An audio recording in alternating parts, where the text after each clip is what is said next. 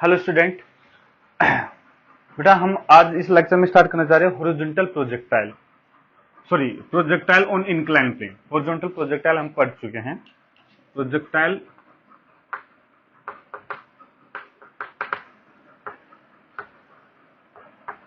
On inclined plane, जैसे कोई incline plane है। इंक्लाइन प्लेन मतलब ऐसे स्लोप में कुछ चीज बनी हुई है, उसके ऊपर मान लो कोई प्रोजेक्टाइल की जा रही है। तो देखो इसके दो केस बनते हैं।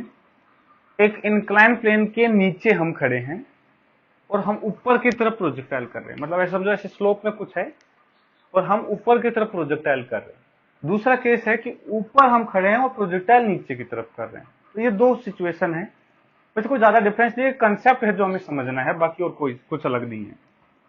तो केस वन,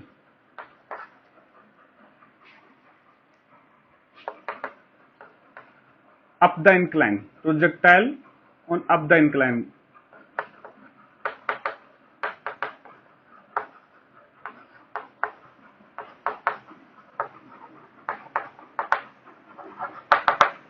ठीक है, ऐसे समझो ये इंक्लाइन प्लेन है, ये हॉरिजॉन्टल है। ये जो एंगल है इंक्लाइन प्लेन का हॉरिजॉन्टल डायरेक्शन से, ये कांस्टेंट एंगल है अल्फा। ठीक है, हमें फिक्स पता रहेगा कि ये इंक्लाइन प्लेन इससे अल्फा एंगल पे है। ठीक है, यहां पे हम खड़े हैं, यहां से प्रोजेक्टाइल कर रहे हैं। अब इस इंक्लाइन प्लेन पे इसको फेंकना है तो यहां से कुछ ऐसे फेंकेंगे। ठीक है बेटा, यहां से इधर की तरफ हम प्रोजेक्ट कर रहे हैं। यहां मैंने कहा सपोज ये जो एंगल है ये थीटा है।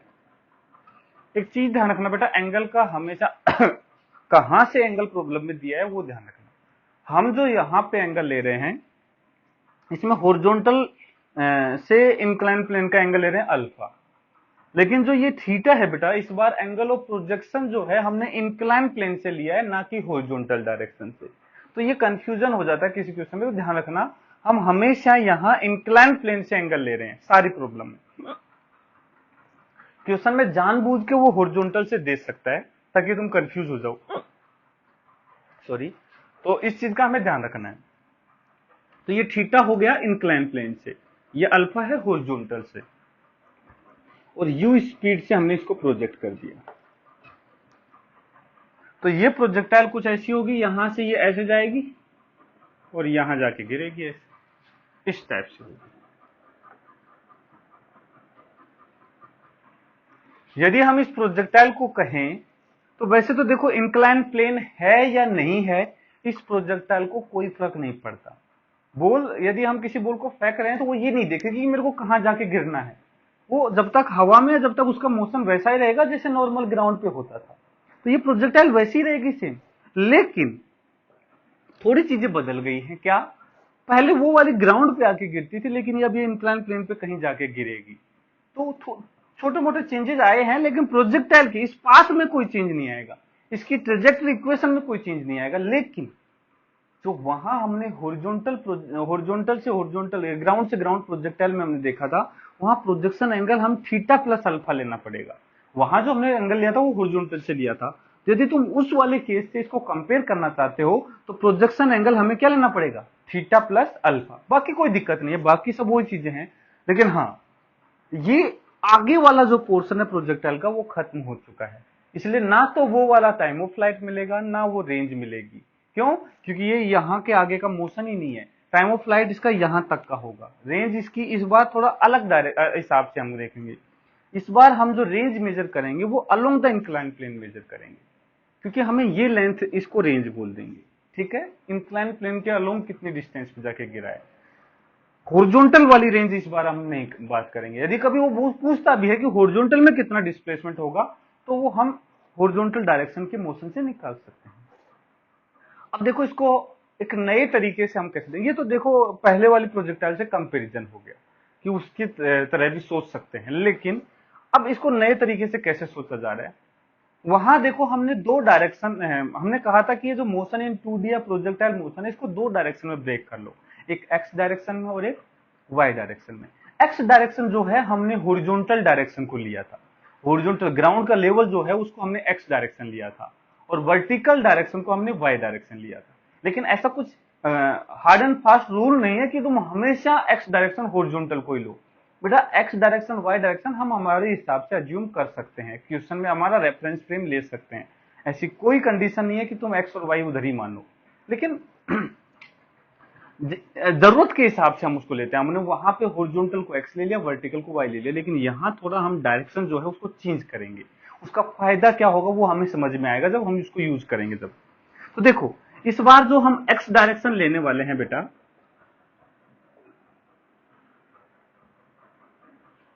हम जो एक्स डायरेक्शन लेने वाले हैं वो अलोंग द प्लेन लेने वाले हैं। इस डायरेक्शन को एक्स डायरेक्शन अज्यूम करेंगे। तो जो वाई डायरेक्शन होगी जो इसके परपेंडिकुलर होगी, तो ये वाली जो डायरेक्शन है ये वाई डायरेक्शन है। ठीक है बेटा, दोनों एक दूसरे के परपेंडिकुलर हो चुके हैं। ये एक्स और वाई दोनों लेने तो परपेंडिकुलर है ना, तो एक्स डायरेक्शन हम अलोंग द प्लेन को बोलेंगे और y direction perpendicular to the inclined plane बोलेंगे। अब देखो इसकी वेलोसिटी के दो कंपोनेंट करते हैं। ये u है तो इधर की तरफ जो कंपोनेंट आएगा वो आएगा u कोस थीटा, और इधर की तरफ जो कंपोनेंट आएगा वो आएगा u साइन थीटा। दो कंपोनेंट कर लिए, ये आ गया u कोस थीटा और ये आ गया u साइन थीटा, क्योंकि थीटा एंगल था x एक्सिस से हो गया। एक्सेलरेशन जो है वो डाउनवर्ड डायरेक्शन में g है।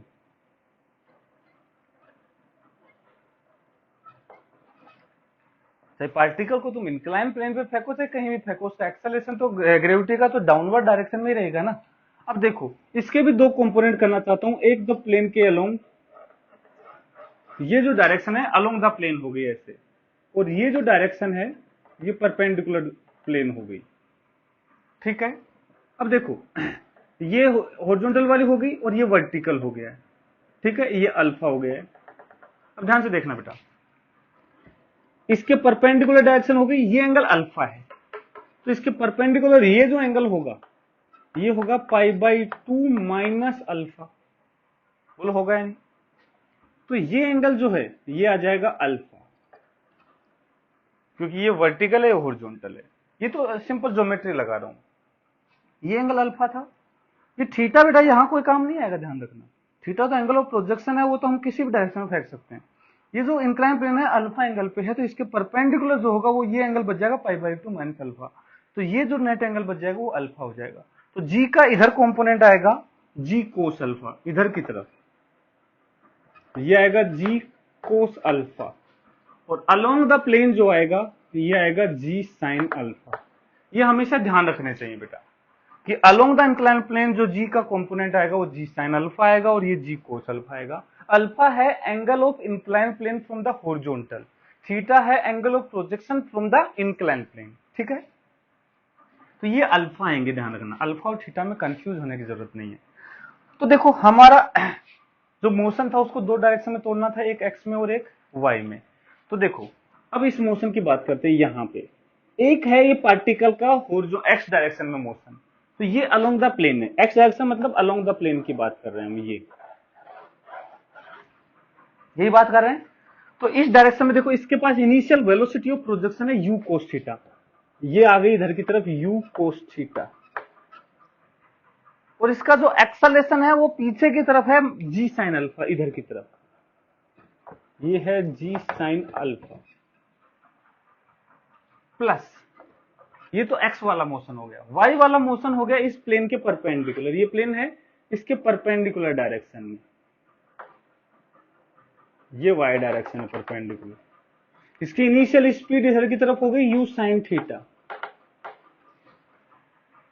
और एक्सेलरेशन पीछे की तरफ आ गया ये g कोस अल्फा। ठीक है, इन दोनों मोशन को ऐड कर देंगे तो ये वाला मोशन बन जाएगा। ये बात अभी तक की तो मेरे ख्याल से कोई दिक्कत नहीं होना चाहिए। मैंने सिर्फ और सिर्फ जो x और y डायरेक्शन है उनको अलग किया है। अब देखो वो क्यों किया, आप समझ में आने लगेगा। यहां तक क्लियर है कि इधर की इसके पास दो मोशन हो गए, ये भी वन डायमेंशनल मोशन, ये भी वन डायमेंशनल मोशन। इसमें भी एक्सेलरेशन जी साइन अल्फा है, इसमें भी एक्सेलरेशन जी कोस अल्फा, और मैं कहूं एक्चुअल में एक्सेलरेशन ही रिटार्डेशन है, नीचे की तरफ है। देखो वेलोसिटी के अपोजिट डायरेक्शन में रिटार्डेशन है। ठीक है, वो तो चलो हम साइन कन्वेंशन लेंगे, उसमें कोई दिक्कत नहीं है।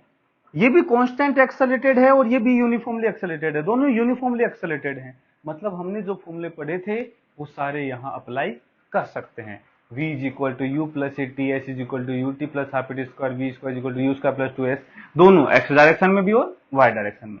वहां एक एक्स डायरेक्शन का मोशन यूनिफॉर्म मोशन होता था, कोई एक्सेलरेशन नहीं होता था, लेकिन यहां एक्सेलरेशन दोनों डायरेक्शन में है, एक्स में भी है और वाई में भी है, क्योंकि हमने डायरेक्शन ही चेंज कर दी है इसलिए। ठीक है बेटा, अब देखो यदि मैं तुमसे छोटी मोटी बातें पूछूं, जैसे सबसे पहला जो केस, सबसे पहला जो काम होता है इस वाले प्रॉब्लम में, और सबसे आसान जो है इस इंक्लाइन प्लेन वाले में, वो है time of flight. Time of flight, तो सबसे पहले उसी की बात करते हैं, टाइम ऑफ फ्लाइट।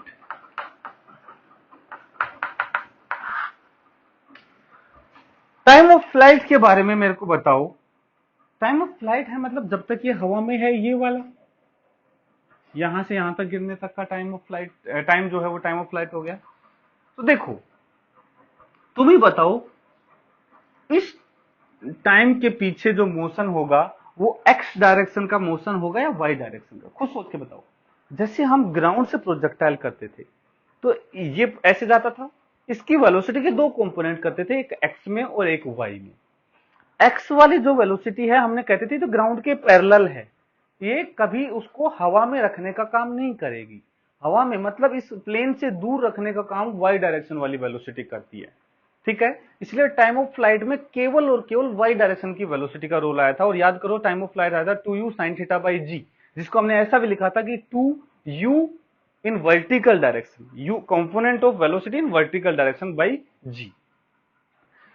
ऐसा यहां पे बताओ, क्या ये एक्स डायरेक्शन की जो वेलोसिटी या एक्सेलरेशन है, क्या इसको हवा में रखने का काम करेंगे क्या? नहीं, ये सिर्फ इसको इस डायरेक्शन में मूव करवाने की कोशिश करेंगे।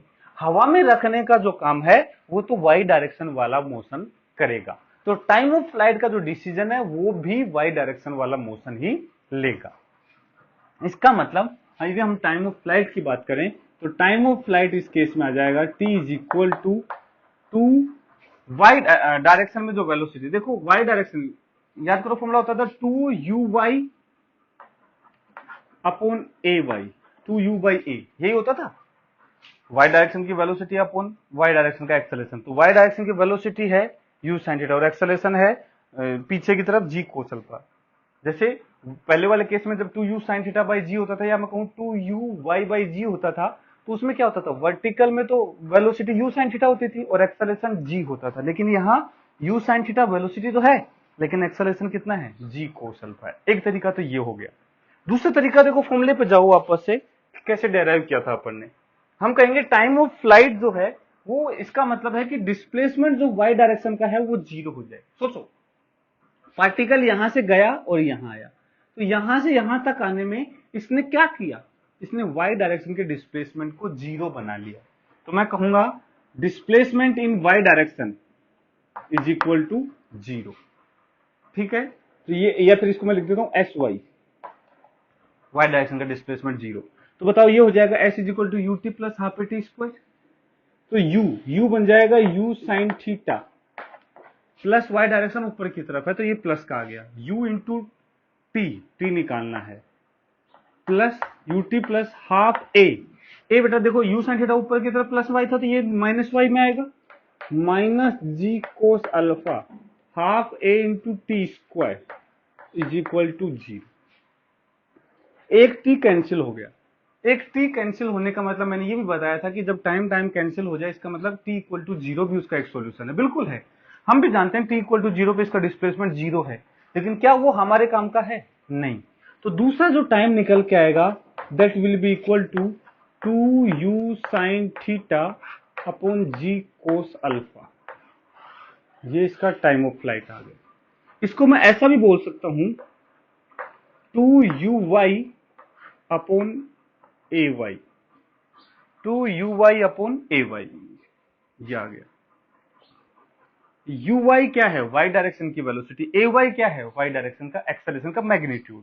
ठीक है, माइनस मत पुट करना, यहाँ पे टाइम कभी नेगेटिव नहीं होता। ठीक है, तो ये आ गया 2u sin theta upon g cos alpha. सबसे इजी चीज है निकालना, जैसे 2u sin थीटा बाई जी होता था, बस u sin थीटा तो अभी भी u sin थीटा ही है, लेकिन g अब g नहीं रहा, इस केस में क्या हो गया इधर की तरफ g cos अल्फा, बाकी कोई चेंजेस नहीं है। देखो टाइम ऑफ फ्लाइट सबसे इजी सिचुएशन है इस चीज में, इजी केस है निकालना, ठीक है। दूसरी बात करते हैं, दूसरा बात करेंगे हम मैक्सिमम हाइट। अब देखो मैक्सिमम हाइट इसने कहां से बात की है वो डिपेंड करता है। मैक्सिमम हाइट जो है, यदि इंक्लाइन प्लेन से बोलता है कि इंक्लाइन प्लेन से मैक्सिमम कितना ऊपर जाएगा, तो ये वाली हाइट हो गई। लेकिन यदि मैक्सिमम हाइट ग्राउंड से पूछता है तो वो सिचुएशन डिपेंडेंट होगी। कैसे बेटा, ग्राउंड से जो मैक्सिमम हाइट है वो हम पहले वाले तरीके से निकालेंगे कि ग्राउंड से प्रोजेक्टाइल किया है, ऐसे जा रहा है, लेकिन हमें ये ध्यान रखना पड़ेगा। देखो मैं थोड़ा सा बता देता हूं, वो सिचुएशन डिपेंडेंट है, उसका कोई फॉर्मूला निकाल नहीं सकते। देखो जैसे ये प्रोजेक्टाइल होता, ऐसा होता, लेकिन यहां इंक्लाइन प्लेन मान लो ऐसा आ गया, तो ग्राउंड से मैक्सिमम हाइट तो वही होगी जो प्रोजेक्टाइल की पहले होती थी। तो आंसर आएगा you square sine square theta plus alpha, क्योंकि यहाँ पे थीटा की वैल्यू क्या हो जाएगी theta plus alpha by 2g, ठीक है। लेकिन यदि प्रोजेक्टाइल यहां आ जाए, ये इंक्लाइन प्लेन ज्यादा एंगल का हो, तो उस केस में जहां ये गिरेगा वो इसकी मैक्सिमम हाइट होगी। दो सिचुएशन बन रही है, जब मैक्सिमम हाइट से ये जो एंगल है ये और कम हो जाए इस वाले पॉइंट से, तो ऐसी सिचुएशन में तो मैक्सिमम हाइट वही होगी जो ग्राउंड पे होती थी, लेकिन ऐसी सिचुएशन में मैक्सिमम हाइट जो है वो पॉइंट हो जाएगी जहां पे वो गिर रहा है। तो ऐसा क्वेश्चन पूछेगा तो हमें वो डाटा सोल्व करके देखना पड़ेगा कि कौन सा वाला सिचुएशन बना हुआ है। हमें जो टॉप मोस्ट पॉइंट से जो ये एंगल बनता है ये हम निकाल लेंगे, tan theta is equal to h upon r by 2 से, ये हाइट हो गई और ये r बाई 2 हो गया, tan थीटा निकाल के ये एंगल निकाल लेंगे। उससे यदि कम एंगल अल्फा तो हम वो आंसर दे देंगे, उससे ज्यादा है तो ये वाला केस निकालना पड़ेगा। तो ये तो सिचुएशन डिपेंडेंट हो गया, लेकिन हाँ एक फॉर्मूला उसके लिए बना सकते हैं कि इंक्लाइन प्लेन से मैक्सिमम कितना हाइट पे गया। तो मैक्सिमम हाइट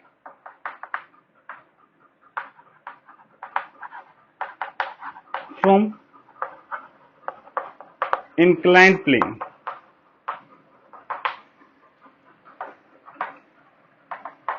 तो बेटा फॉर्मूला पहले क्या होता था, u square sine square theta by 2g, क्योंकि वहां यू वाई जो है वो यू साइन थीटा होता था उसका स्क्वायर, यहां भी यू वाई तो देखो वही है, मैक्सिमम हाइट में जो रोल है वो केवल वाई डायरेक्शन का रहेगा। तो you square sine square theta upon 2g, जी की बजाय यहां क्या आ जाएगा जी कोस अल्फा, बाकी और कोई चेंज नहीं होगा, ये मैक्सिमम हाइट आ जाएगी। यहां तक कोई दिक्कत बेटा? इस चीज में कोई भी किसी को कोई दिक्कत हो तो बता दो, नोट कर लो, फिर आगे चलते हैं। लिख लिया होगा बेटा, मैं इसको मिटाता हूं।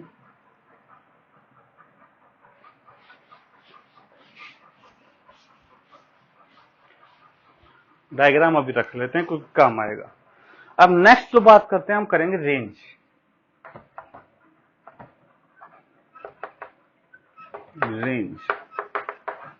रेंज जो है हम बात करें अलोंग द इंक्लाइन प्लेन।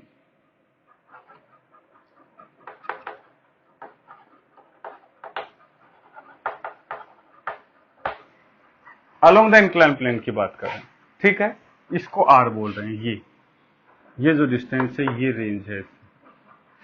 अब देखो बेटा, यदि मैं रेंज की बात करूं तो ये तो सिंपल सी बात है, जब तक ये बॉल हवा में है तब तक इसका एक्स डायरेक्शन का जो डिस्प्लेसमेंट होगा वही तो रेंज है।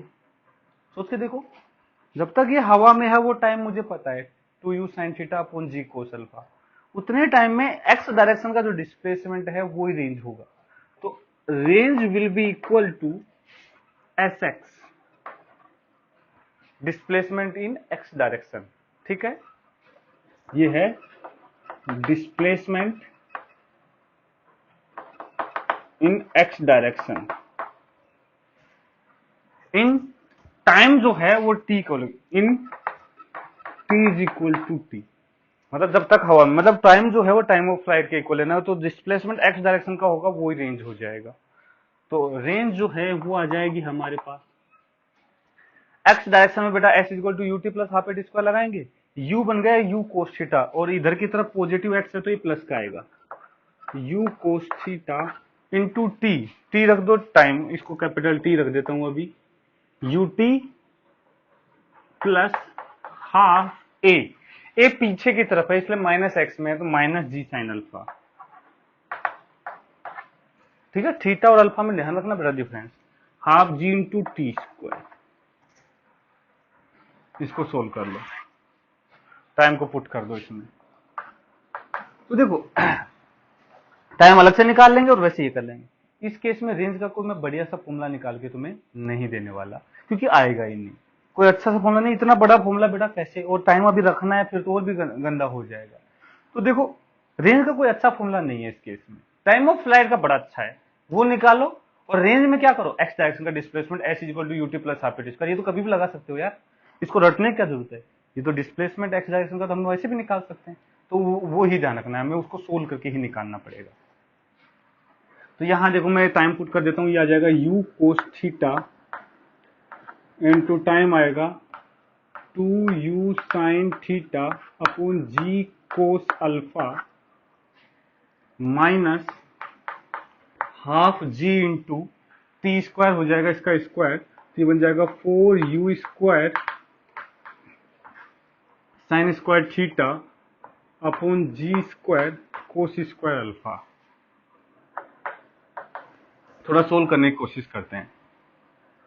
अब देखो बेटा u स्क्वायर और 2 यहां से कैंसिल होगा, ये भी 2 बचेगा, एक g यहां से कैंसिल हो जाएगा।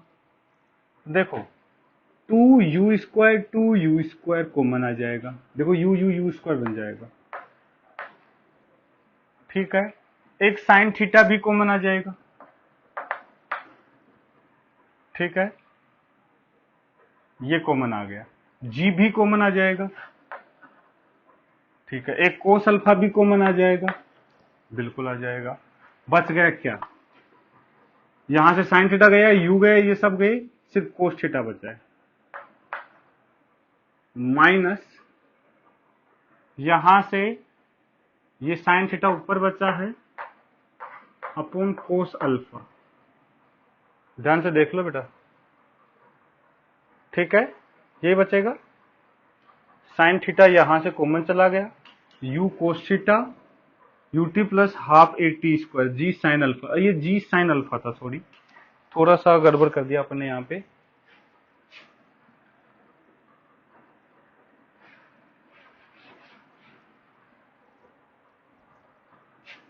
मैं इसको यहां लिख देता हूं, माइनस हाफ जी की बजाय जी साइन अल्फा है ना बेटा, इंटू इसका स्क्वायर हो जाएगा 4u square sine square theta upon g square cos square alpha. अब कॉमन ले लो, ये आ जाएगा बेटा। अब देखो ये अजीब सी कैलकुलेशन होने वाली है, मैं तुम्हारे लिए कर रहा हूं, अदरवाइज मैं कह देता तुम कर लेना सोल्व, लेकिन मैं कर देता हूं क्योंकि रिजल्ट निकालना है मेरे को, तो मैं उसको प्रूव करवाना चाहता हूं ताकि सभी को समझ में आए कि कैसे आया। अदरवाइज मैं वो रिजल्ट बता सकता था, लेकिन समझा देता हूं क्योंकि तुम मैथमेटिक्स जानते हो, इसीलिए यदि नहीं जानते हो तो माफ करना भाई। तो ये आएगा 2u स्क्वायर कॉमन आ जाएगा, 2u square by g cos alpha sine theta, तो यहां से बच जाएगा कोस थीटा माइनस यहां से आ जाएगा जी, एक कैंसिल हो गया, एक जी कोस अल्फा बाहर चला गया, 2 कट के 2 बाहर चला गया, यू स्क्वायर बाहर चला गया, एक साइन थीटा बाहर चला गया, एक साइन थीटा बच गया और एक साइन अल्फा बच गया, डिवाइड बाई कोस अल्फा बच गया। कोस अल्फा को ले लेता हूं मैं एलसीएम, तो कोस अल्फा एलसीएम लूंगा तो यहां भी कोस अल्फा आ जाएगा, ये बच जाएगा cos theta cos alpha minus sine theta sine alpha upon कोस अल्फा, ये बच जाएगा। बहुत बढ़िया बात, तो ये आ जाएगा 2u स्क्वायर साइन थीटा, ये देखो क्या बन गया, कोस A cos B minus sine A sine B, cos A cos B minus sine A sine B, मैंने फॉर्मूले लिखवाए थे स्टार्टिंग में, मैंने कहा था कभी कभी ये काम आ जाते हैं, तो याद करो कोस A cos B minus sine A sine B किसका फॉर्मूला होता था, कोस ए प्लस बी का, कोस ए प्लस बी होता है cos A cos B minus sine A sine B, तो ये हो जाएगा कोस ए प्लस बी मतलब theta plus alpha divide by g और कोस कोस कोस स्क्वायर बन जाएगा अल्फा, ये रेंज आ जाएगी। 2u² sine theta cos theta plus alpha upon g cos square alpha, ये आ गया। ठीक है, ये रेंज हो गई। एक्चुअल में हम अब कंडीशन निकालना चाहते हैं कि यदि मुझे रेंज मैक्सिमम चाहिए, यदि मुझे रेंज मैक्सिमम चाहिए तो क्या करूं। तो देखो, फॉर मैक्सिमम रेंज, तो यहां पे अल्फा तो फिक्स है बेटा, इंक्लाइन प्लेन का एंगल। हम क्या चेंज कर सकते हैं, वो है थीटा। हम उसको कितने एंगल पे, इंक्लाइन प्लेन से कितने एंगल पे फेंके कि मैक्सिमम दूर जाके गिरे। ऐसा हो सकता है ना कि तुम्हें पहाड़ी के ऊपर एक पत्थर फेंकना है, ऐसे शेप की पहाड़ी, इंक्लाइन प्लेन शेप की, उसके ऊपर तुम्हें पत्थर फेंकना है सबसे ज्यादा दूर। तो तुम्हें कैलकुलेशन आनी चाहिए कि मैं किस एंगल पे फेंकू जिससे मैं डिस्टेंस जो है वो सबसे ज्यादा जाए। यू तो सभी का मान लो फिक्स हो गया, हर एंगल के लिए यू फिक्स है, तो तुम एक ऐसा एंगल सेलेक्ट करो जिसपे रेंज जो है वो क्या मिले, मैक्सिमम। तो वो चाहते हैं हम। तो यहाँ थीटा के रेस्पेक्ट में रेंज को मैक्सिमाइज करना है। इसका मतलब d r upon d theta should be equal to 0। Maximum range के लिए d r by d theta क्या होना चाहिए, 0 होना चाहिए। तो इसको डिफरेंशिएट करेंगे और थीटा कंडीशन निकालने की कोशिश करेंगे। तो पहले इसको लिखो, पोज करो और डिफरेंशिएट करो, 0 करो, थीटा कंडीशन निकालो, फिर अपन भी निकालते हैं। लिखो जल्दी, तुरंत करो।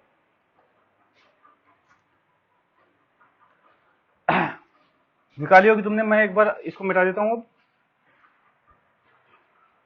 ये मिटा देते हैं बेटा, ये diagram.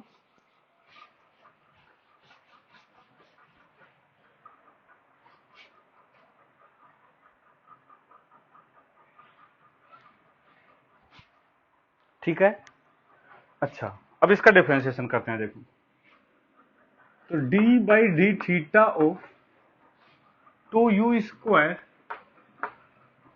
Sign theta cos theta plus alpha divide by g cos square alpha.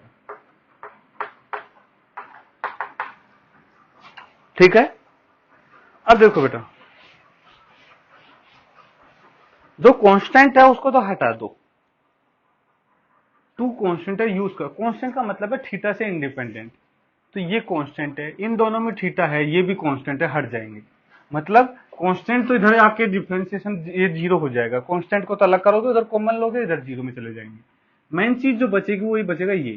तो मैं कहूंगा d by d theta of sine theta into cos theta plus alpha is equal to 0। ये दो चीज फंक्शन प्रोडक्ट में है तो प्रोडक्ट रूल लगाएंगे। तो पहले करते हैं साइन का डिफरेंशिएशन। साइन का डिफरेंशिएशन बन जाएगा कोस थीटा, और इस वाले को एज इट इज रहने देंगे, ये आ जाएगा कोस थीटा प्लस अल्फा। ठीक है, फिर इसका करते हैं इस वाले का डिफरेंशिएशन, इसको एज इट इज रहने देंगे।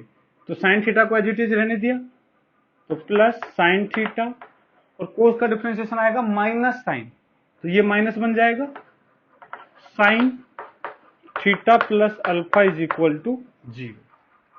अब ध्यान से देखो यहां से क्या बन गया, ये बन गया कोस A cos B minus sine A sine B, फिर से बन गया। तो ये बन जाएगा कोस ए प्लस बी, तो ये बन जाएगा cos theta plus alpha is equal to 0। तो यहां से आ गया cos 2 theta plus alpha is equal to 0। बेटा कोस की वैल्यू 0 कब होगी, पाई बाई 2 के केस में। तो मतलब मैं कहूंगा 2 थीटा प्लस अल्फा की वैल्यू पाई बाई 2 होनी चाहिए 90, तब कोस 0 आएगा। तो यहां से थीटा की जो वैल्यू है वो होनी चाहिए pi by 2 minus alpha divide by 2, pi by 2 minus alpha divide by 2, ये रिजल्ट आ गया। इसको बोल सकता हूं पाई बाई 4 माइनस अल्फा बाई 2। लेकिन मैंने इस फॉर्मेट में लिखा है, उसका एक कारण है, वो समझो क्या है। ये जो रिजल्ट आया वो देखो कुछ ऐसा आया है, ये हॉरिजॉन्टल है, ये इंक्लाइन प्लेन है, ये एंगल अल्फा है। ठीक है, प्लेन ये वाला है और वर्टिकल प्लेन ये वाला है, ये वर्टिकल प्लेन। ठीक है, इसके बीच में ये जो एंगल बच गया है, ये कितना बच गया, ये एंगल, ये बच जाएगा 90 माइनस अल्फा, ये बचेगा 90 माइनस अल्फा या पाई बाई 2 माइनस अल्फा। तो ये जो एंगल है वो 90 माइनस अल्फा बाई 2 है, मतलब इसका हाफ ये है। ये जो आएगा theta is equal to 90 minus alpha by 2, 90 minus alpha by 2, ये मैक्सिमम रेंज आएगी। और ये जो जाके जहां गिरेगा ये मैक्सिमम रेंज होगी। इसका मतलब यदि तुम्हें इंक्लाइन प्लेन पे मैक्सिमम रेंज पे भेजना है तो उस इंक्लाइन प्लेन और वर्टिकल दोनों के बीचों बीच उसको फेंको। याद करो for g to g projectile,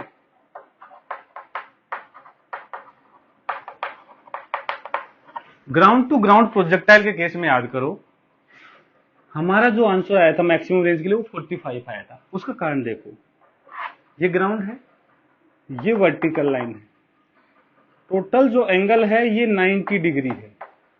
तो मैक्सिमम के लिए ये प्लेन तो ये बन गया, वर्टिकल ये बन गया, इसके बीचों बीच फेंकेंगे और ये जो है मैक्सिमम रेंज होगी और मैक्सिमम रेंज, और बीचों बीच मतलब 45 डिग्री। मतलब ध्यान रखना जिस प्लेन पे वो टकराने वाला है वो प्लेन और वर्टिकल प्लेन दोनों के बीच में फेंकेंगे तो मैक्सिमम डिस्टेंस पे जाके गिरेगा। ये एक रिजल्ट निकल के आ गया जो हमें ध्यान रखना है, आगे से बार बार ये इतना सोल्व करके नहीं निकालना है। ठीक है, बात समझ में आई? इसको नोट करो, फिर अभी तो और सोल्व करेंगे। इसमें जो मैक्सिमम रेंज आई है ये क्या आई है उसको भी निकालने की कोशिश करते हैं। ठीक है, इसको नोट करो और यहां नोट में लिख भी लेंगे, नोट करके भी लिख लेंगे, मैं लिखवा दूंगा। ठीक है,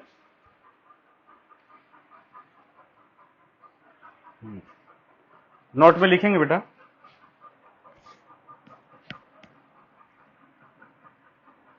लिखेंगे फॉर मैक्सिमम रेंज और incline plane, for maximum range और incline plane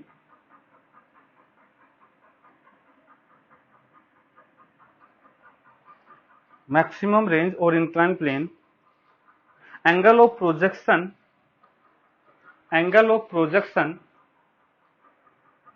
should be, angle of projection should be half of the, angle of projection should be half of the angle between inclined plane and vertical line, inclined plane and vertical line, इसका half होना चाहिए। ठीक है, और ये जो angle बताया मैंने ये इंक्लाइन प्लेन से बताया। ठीक है, लिख लिया। इसके बाद इसको मिटा देता हूं।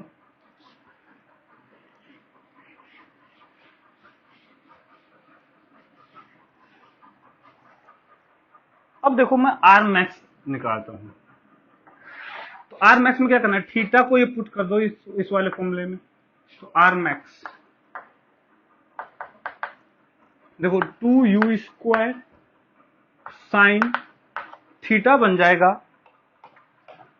पाई by 4 minus alpha by 2 cos, ये बनेगा pi by 4 minus alpha by 2 plus alpha. ठीक है, तो minus alpha by 2 plus alpha by 2 बच जाएगा, ये बच जाएगा pi by 4 plus alpha by 2 divide by g cos square alpha. तो R maximum will be equal to, एक काम करते हैं, देखो बेटा फॉर्मूला लिखता हूं मैं यहां पे, शायद तुम्हें याद ना हो वो, ऐसे मैंने लिखवाया था। ये बन रहा है sine a cos b, sine a cos b. We know that sine pi by 4 minus sorry a b के टर्म्स में लिख लेते हैं, 2 sine a cos b, 2 sine a cos b जो है वो बन जाएगा sine a plus b plus sine a minus b, sine a plus b plus sine a minus b बनता है। ये फॉर्मूला होता है। इसीलिए बेटा मैंने कहा था कि ये जो चीजें जो हैं ये केवल मैथमेटिक्स वाले स्टूडेंट समझ सकते हैं, नॉन मेडिकल वाले। मेडिकल वालों को ये चीजें फॉर्मूले पता नहीं होते, तो वो ऐसी चीजें वहां पे पूछी भी नहीं जाती हैं।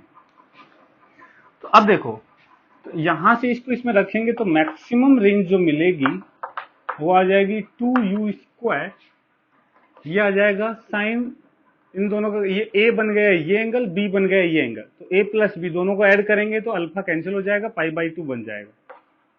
साइन π/2 प्लस साइन, इसको इसमें से माइनस करेंगे तो माइनस α/2, नहीं अल्फा बन जाएगा, α/2 minus alpha, divide by g cos square alpha. तो मैक्सिमम रेंज आ जाएगी 2u², 1 minus sine minus theta is minus sine theta है, इसलिए minus sine alpha divide by g cos square alpha. ये आ गया। इसको और सोल्व करने तो इसको एक काम करो, मल्टीप्लाई डिवाइड कर दो 1 प्लस साइन अल्फा से, रेशनलाइज कर दो, तो ये बन गया a minus b a plus b, तो ये बन जाएगा a² माइनस b², तो ये बच जाएगा r maximum is equal to 2u², 1 minus sine square alpha upon g cos square alpha into 1 plus sine alpha. 1 minus sine square theta होता है कोस स्क्वायर थीटा, तो ये कैंसिल हो जाएगा, तो ये बच जाएगा मैक्सिमम रेंज। ये तो हमने लिख लिया था बेटा,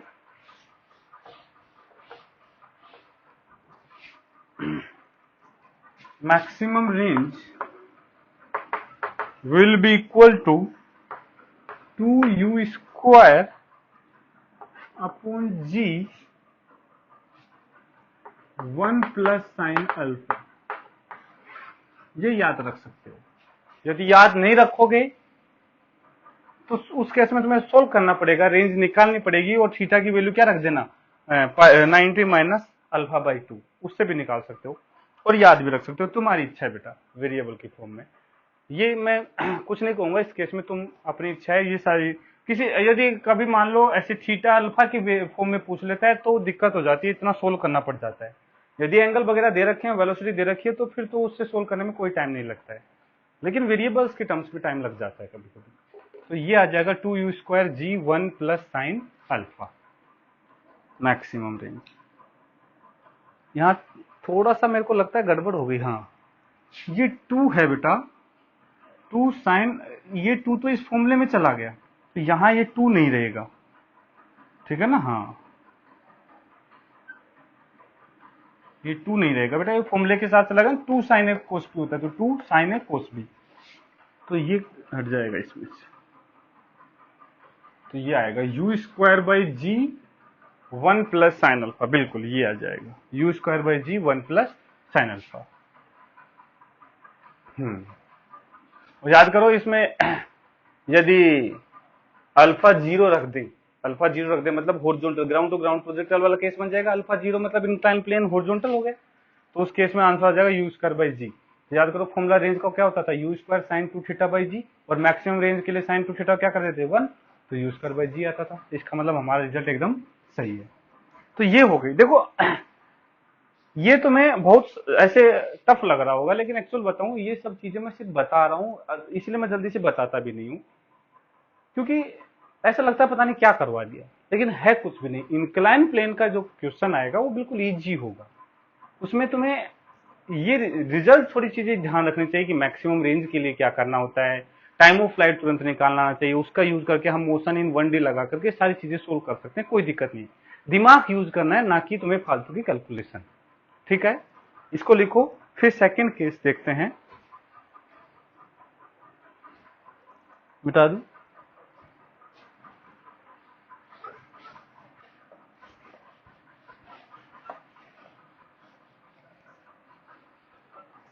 नेक्स्ट है बेटा case 2,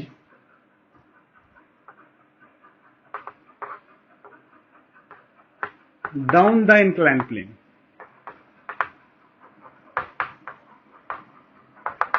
down the incline plane projectile की बात करते हैं। देखो कुछ चेंज नहीं है बाकी इसमें, ये हॉरिजॉन्टल से अल्फा एंगल का इंक्लाइन प्लेन, हम यहां से प्रोजेक्टाइल कर रहे हैं इस बार, ठीक है। तो ऐसे प्रोजेक्ट करेंगे u स्पीड से। ये जो प्रोजेक्शन एंगल मैं इस बार भी इंक्लाइन प्लेन से ले रहा हूं थीटा, ठीक है। तो ये प्रोजेक्टाइल कुछ ऐसी जाएगी, ऐसे गिरेगा यहां। ये मैं मान के चल रहा हूं कि इंक्लाइन प्लेन बहुत लॉन्ग है, ये कभी जाके इससे ऐसे हॉरिजॉन्टल लेवल पे नहीं गिरेगा, ये मैं मान के चल रहा हूं। यदि हॉरिजॉन्टल पे गिरता है तो वो इंक्लाइन प्लेन वाली बात नहीं रही, फिर वो सब चीजें थोड़ी चेंज हो जाए, मतलब नॉर्मल प्रोजेक्टाइल की तरह ट्रीट करना है उसको। ये मैं मान के चल रहा हूँ कि इसमें रेंज की मैं बात करूंगा तो ये इसी पे गिर रहा है, इंक्लाइन प्लेन पे, ठीक है, ग्राउंड पे नहीं गिर रहा है, मतलब बहुत लॉन्ग है। यदि कुछ भी नहीं बता रखा है, इंक्लाइन प्लेन दे रखा है, तो हमें मान के चलना है कि वो बहुत लॉन्ग है। यदि वो ग्राउंड पे गिर रहा होगा तो वो बताएगा कि ऐसे ग्राउंड है और यहाँ पे गिर रहा है, ठीक है। तो इसमें फिर से देखो, एक्स डायरेक्शन और वाई डायरेक्शन सिलेक्ट करते हैं। तो इस बार देखो, एक्स डायरेक्शन चाहो तो मैं इधर भी एक्स मान सकता हूं और चाहूं तो इधर भी एक्स मान सकता हूं, अपनी इच्छा है। क्योंकि देखो, इसकी वेलोसिटी के जो कंपोनेंट हैं, इधर की तरफ आएगा एक u कोस थीटा और इधर की तरफ आएगा u साइन थीटा। यदि मैं प्लस एक्स इधर लेता हूं तो भी बस इसको निगेटिव लेना पड़ेगा, और मुझे पता है एक्सेलरेशन जो है इसके भी इधर की तरफ कंपोनेंट आएंगे। तो क्यों ना मैं इतना करूं कि प्लस एक्स डायरेक्शन इसी को ले लूं। यदि मैं इसको प्लस एक्स डायरेक्शन ले लेता हूं और इसको प्लस वाई ले लेता हूं तो क्या दिक्कत है, कोई दिक्कत नहीं है। प्लस एक्स इधर हो गया तो इधर की वेलोसिटी प्लस पॉजिटिव होगी, ज्यादा अच्छी बात है। तो दो मोशन हो गए, एक तो अलोंग द प्लेन, यहां से यदि प्रोजेक्टाइल करोगे तो इस डायरेक्शन में इसके पास वेलोसिटी आएगी u कोस थीटा, और इधर की तरफ इसके पास एक्सेलरेशन आएगा g साइन अल्फा। याद करो कंपोनेंट मैंने बताए थे, वही सेम कंपोनेंट है g के, इधर g साइन अल्फा है और इधर perpendicular g cos alpha. Plus दूसरा हो गया इंक्लाइन प्लेन के परपेंडिकुलर डायरेक्शन में। यहां से इधर की तरफ बात करें तो इसके पास जो वेलोसिटी आएगी, ये वाली वेलोसिटी, ये आएगी u साइन थीटा, लेकिन एक्सेलरेशन का जो कंपोनेंट आएगा वो डाउनवर्ड डायरेक्शन में आएगा g कोस अल्फा, ठीक है। ये x डायरेक्शन का हो गया और ये y डायरेक्शन, ये x डायरेक्शन हो गया और ये y डायरेक्शन हो गया। तो टाइम ऑफ फ्लाइट की बात करते हैं। टाइम ऑफ फ्लाइट फिर से देखो, क्या ये वाला motion time of flight decide कर सकता है क्या, नहीं, सिर्फ ये डिसाइड कर सकता है। तो ये आंसर हो जाएगा 2, वेलोसिटी हो जाएगी u sine theta upon g cos alpha, 2u sine theta upon g cos alpha, same time of flight आ गया, कोई दिक्कत, ठीक है। दूसरा बात करते हैं रेंज। रेंज बेटा इतने टाइम में एक्स डायरेक्शन का जो डिस्प्लेसमेंट है वो रेंज है, बस इसमें चेंज क्या हो गया, उस केस में वेलोसिटी ऊपर थी, एक्सेलरेशन नीचे की तरफ था, लेकिन इस बार दोनों सेम डायरेक्शन में आ गए, तो दोनों एक्सेलरेशन और ये दोनों सेम डायरेक्शन में आ गए प्लस एक्स में, तो कोई बात नहीं, साइन प्लस हो जाएगा एक्सेलरेशन का। तो s is equal to u t plus यहाँ पर स्क्वायर लगाएंगे, यू हो गया u cos theta into t plus हो जाएगा half g sine alpha into t square plus y. इसका मतलब इस बार जो रेंज आने वाली है वो ज्यादा आने वाली है, ठीक है। तो ये हो जाएगा, टी इसमें पुट कर देंगे, सोल्व करेंगे, वैसा ही कुछ फॉर्मूला बन जाएगा। अब यदि बात करें फॉर मैक्सिमम रेंज,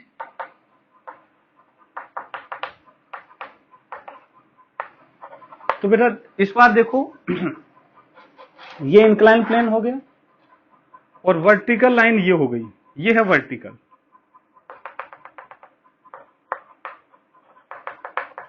और ये इंक्लाइन प्लेन।